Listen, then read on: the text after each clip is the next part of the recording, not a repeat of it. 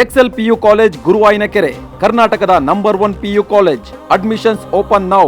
ಒಂದು ರೀತಿಯಾಗಿ ಅಪರೂಪದಲ್ಲಿ ಅಪರೂಪದ ಘಟನೆಗೆ ನಿನ್ನೆ ಲೋಕಸಭೆ ಸಾಕ್ಷಿ ಆಯಿತು. ಲೋಕಸಭೆಯಲ್ಲಿ ನಿನ್ನೆ ಭಾಷಣವನ್ನ ಮಾಡದೆ ಪ್ರಧಾನಿ ನರೇಂದ್ರ ಮೋದಿ ವಾಪಸ್ ಆಗಿದ್ದಾರೆ. ಪ್ರಧಾನಿಗಳು ಭಾಷಣ ಮಾಡದೇ ಇದ್ರೂ ವಂದನಾ ನಿರ್ಣಯವನ್ನ ಅಂಗೀಕಾರ ಮಾಡಲಾಗಿದೆ. ರಾಷ್ಟ್ರಪತಿಗಳ ಭಾಷಣದ ಮೇಲಿನ ವಂದನಾ ನಿರ್ಣಯವನ್ನ ಈಗ ಲೋಕಸಭೆ ಅಂಗೀಕರಿಸಿದೆ. ನಿನ್ನೆ ಪ್ರಧಾನಿಗಳು ಭಾಷಣ ಮಾಡಬೇಕಾಗಿತ್ತು, ಆದರೆ ಪ್ರತಿಪಕ್ಷದ ಸದಸ್ಯರುಗಳು ಜೋರು ಪ್ರತಿಭಟನೆಯನ್ನ ಮಾಡಿದರು. ಹೀಗಾಗಿ ನರೇಂದ್ರ ಮೋದಿ ಅವರ ಭಾಷಣ ರದ್ದಾಗಿದೆ. ಪ್ರಧಾನಮಂತ್ರಿ ನರೇಂದ್ರ ಮೋದಿಗಳ ಚೇರ್ಗೆ ಮಹಿಳಾ ಸದಸ್ಯರು, ವಿಪಕ್ಷದ ಮಹಿಳಾ ಸಂಸದರು ಘೇರಾವ್ ಹಾಕಿದ್ರು. ಹೀಗಾಗಿ ಸದನಕ್ಕೆ ಭಾಷಣ ಮಾಡೋಕೆ ಪ್ರಧಾನಮಂತ್ರಿ ನರೇಂದ್ರ ಮೋದಿ ಅವರು ಬರಲೇ ಇಲ್ಲ. ಇಂಥ ಒಂದು ಸಂದರ್ಭಗಳಲ್ಲಿ, ಅಂದರೆ ಲೋಕಸಭೆಯಲ್ಲಾಗಿರ್ಬೋದು, ರಾಜ್ಯಸಭೆಯಲ್ಲಾಗಿರ್ಬೋದು, ಪ್ರಧಾನಿಗಳು ಭಾಷಣ ಮಾಡ್ತಾರೆ ಅಂತಂದರೆ ಒಂದು ರೀತಿಯಾಗಿ ಎಲ್ಲರೂ ಕಿವಿ ಅರಳಿಸಿ ಕೇಳ್ತಾರೆ, ಇನ್ಕ್ಲೂಡಿಂಗ್ ವಿಪಕ್ಷದ ಸದಸ್ಯರು ಹಾಗೂ ದೇಶದ ಜನರು. ಅಂಥ ಸಂದರ್ಭದಲ್ಲಿ ಪ್ರಧಾನಿಗಳು ನಿನ್ನೆ ಭಾಷಣವನ್ನು ಮಾಡಲೇ ಇಲ್ಲ. ಅಪರೂಪದಲ್ಲಿ ಅಪರೂಪದ ಸಂಗತಿ. ಮತ್ತೊಂದು ಕಡೆಯಲ್ಲಿ ಅವರು ಭಾಷಣ ಮಾಡದೇ ಇದ್ರೂ ಕೂಡ ರಾಷ್ಟ್ರಪತಿಗಳ ಭಾಷಣದ ಮೇಲಿನ ನಿರ್ಣಯವನ್ನು ಈಗ ಅಂಗೀಕರಿಸಲಾಗಿದೆ. ಇದರ ಕುರಿತಾಗಿ ಡೀಟೇಲ್ಸ್ ಅನ್ನು ಕೊಡ್ತಾರೆ ನಮ್ಮ ಪ್ರತಿನಿಧಿ ಚಂದ್ರಮೋಹನ್. ಈಗ ಅಪರೂಪದಲ್ಲೇ ಅಪರೂಪ ಅಂತ ಹೇಳ್ಬೋದು, ಪ್ರಧಾನಿ ನರೇಂದ್ರ ಮೋದಿಗಳು ಭಾಷಣ ಮಾಡದೇ ಇರುವಂಥದ್ದು. ಸೊ ಒಂದು ರೀತಿಯಾಗಿ ಯಾವ ರೀತಿಯಾಗಿ ಎಕ್ಸ್ಪ್ಲೇನ್ ಮಾಡ್ತೀರಿ ಒಂದು ಸಿಚುವೇಶನ್ನ ಅಂತ? ಅಂದರೆ ಒಂದು ಕಡೆ ವಿಪಕ್ಷಗಳ ಪ್ರತಿಭಟನೆಗೆ ಮಣಿದ್ರಾ ಅಂತ?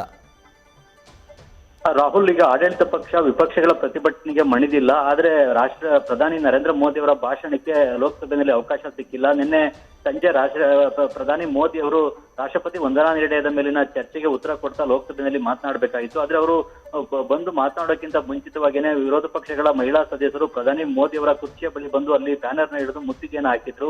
ಇದರಿಂದಾಗಿ ಪರಿಸ್ಥಿತಿ ವಿಕೋಪಕ್ಕೆ ಹೋಗಿತ್ತು. ಹಾಗಾಗಿ ಸದನದ ಕಲಾಪವನ್ನ ಮುಂದೂಡಲಾಗಿತ್ತು. ಹೀಗಾಗಿ ನಿನ್ನೆ ಈ ವಿಪಕ್ಷಗಳ ಪ್ರತಿಭಟನೆ, ಗದ್ದಲ ಇವೆಲ್ಲವೂ ಕೂಡ ಮುಂದುವರೆದಿದ್ದರಿಂದಾಗಿ ಲೋಕಸಭೆಯಲ್ಲಿ ಪ್ರಧಾನಿ ಮೋದಿ ಅವರು ರಾಷ್ಟ್ರಪತಿ ಭಾಷಣದ ವಂದನಾ ನಿರ್ಣಯದ ಮೇಲಿನ ಚರ್ಚೆಗೆ ಉತ್ತರ ಕೊಡ್ಲಿಕ್ಕೆ ಆಗಿಲ್ಲ. ಆದ್ರೆ ಇವತ್ತು ರಾಷ್ಟ್ರಪತಿ ಭಾಷಣದ ವಂದನಾ ನಿರ್ಣಯದ ಚರ್ಚೆಯನ್ನ ಲೋಕಸಭೆಯಲ್ಲಿ ಪ್ರಧಾನಿ ಭಾಷಣ ಇಲ್ಲದೇನೆ ಅಂಗೀಕರಿಸಲಾಗಿದೆ. ಆದ್ರೆ ಇವತ್ತು ಸಂಜೆ 5 ಗಂಟೆಗೆ ರಾಜ್ಯಸಭೆಯಲ್ಲಿ ರಾಷ್ಟ್ರಪತಿ ಭಾಷಣದ ವಂದನಾ ನಿರ್ಣಯದ ಮೇಲಿನ ಚರ್ಚೆಗೆ ಪ್ರಧಾನಿ ಮೋದಿ ಅವರು ಉತ್ತರವನ್ನ ಕೊಡ್ತಾರೆ, ಭಾಷಣವನ್ನ ಮಾಡ್ತಾರೆ. ಹೀಗಾಗಿ ಲೋಕಸಭೆಯ ಬದಲಿಗೆ ರಾಜ್ಯಸಭೆಯಲ್ಲಿ ಪ್ರಧಾನಿ ಮೋದಿ ಅವರು ಭಾಷಣವನ್ನ ಮಾಡಲಿದ್ದಾರೆ. ಲೋಕಸಭೆಯಲ್ಲಿ ಮುಖ್ಯವಾಗಿ ಕಳೆದ ಮೂರು ದಿನಗಳಿಂದಲೂ ಕೂಡ ನಿರಂತರವಾಗಿ ಗದ್ದಲ, ಪ್ರತಿಭಟನೆ ಇವುಗಳೇ ನಡೀತಾ ಇವೆ. ಲೋಕಸಭೆಯ ಕಲಾಪ ಸುಸೂತ್ರವಾಗಿ ನಡೀತಾ ಇಲ್ಲ. ವಿರೋಧ ಪಕ್ಷಗಳ ಸದಸ್ಯರು ಲೋಕಸಭೆಯ ವಿರೋಧ ಪಕ್ಷದ ನಾಯಕ ರಾಹುಲ್ ಗಾಂಧಿ ಅವರಿಗೆ ಮಾತನಾಡಲಿಕ್ಕೆ ಅವಕಾಶವನ್ನು ಕೊಡಬೇಕು ಅಂತೇಳಿ ಪ್ರತಿಭಟನೆಯನ್ನ, ಗದ್ದಲವನ್ನ ನಡೆಸ್ತಾ ಇದ್ದಾರೆ. ಸದನದ ಬಾವಿಗಿಳಿದು ಪ್ರತಿಭಟನೆಯನ್ನ ನಡೆಸ್ತಾ ಇದ್ದಾರೆ. ಲೋಕಸಭೆ ವಿರೋಧ ಪಕ್ಷದ ನಾಯಕ ರಾಹುಲ್ ಗಾಂಧಿ ಅವರು ಕೂಡ ಭಾರತ ಚೀನಾ ಗಡಿ ವಿವಾದದ ಬಗ್ಗೆ ಪ್ರಸ್ತಾಪವನ್ನು ಮಾಡಿದ್ದಾರೆ.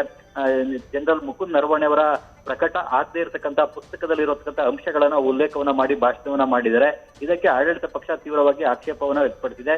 ಲೋಕಸಭೆ ಕಲಾಪದಲ್ಲಿ ಮುಖ್ಯವಾಗಿ ಯಾವುದೇ ಪುಸ್ತಕವನ್ನ ಉಲ್ಲೇಖ ಮಾಡಿ ಭಾಷಣವನ್ನ ಮಾಡೋಂಗಿಲ್ಲ, ಮಾತನಾಡೋಂಗಿಲ್ಲ.